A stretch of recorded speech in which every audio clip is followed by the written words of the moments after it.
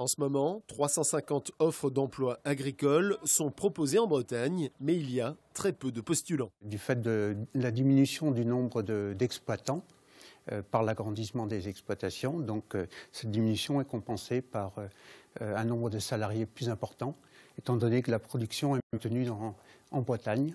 Explication, en élevage ou en agriculture, les métiers sont spécialisés avec une diversité de postes et de profils, exécutifs, remplaçants ou responsables d'exploitation. Aujourd'hui, on est obligé de former des gens de niveau 5 avec des BEP, des CAP, des gens qui vont avoir un bac pro, des gens qui vont avoir un BTS ou un certificat de spécialisation qui, eux, vont être des salariés hautement qualifiés, voire des licences pro. À Passé, le GAEC du Pouet est spécialisé dans le maraîchage. Derrière le tracteur, deux ouvriers agricoles aux profils différents. Nicolas a un BTS production horticole dans la poche. C'est un boulot quand même qui est très, très plaisant à faire.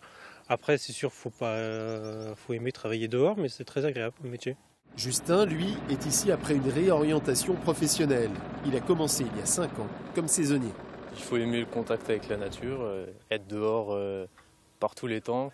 Et puis, c'est vrai que d'être au début à la conception, plantation des légumes et puis jusqu'à la vente sur les marchés. Donc c'est aussi ça, il faut aimer, je pense, de base. C'est vrai que c'est un métier assez à passion, on va dire. Et moi, qui ne suis pas du tout du milieu, j'ai vite accroché pourtant.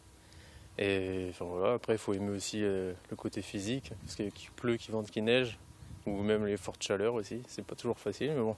Il y a du boulot, donc si ils ont l'envie, toujours pareil, la motivation, mais allez-y, foncez. Et puis après, c'est vrai qu'ils vont peut-être commencer en tant que simple, entre guillemets, ouvrier, peut-être, mais après, il y a moyen de monter, de se faire plaisir, quoi. Et après, de gérer une petite équipe. Et puis, il y a des grosses structures qui ont besoin de chefs de culture.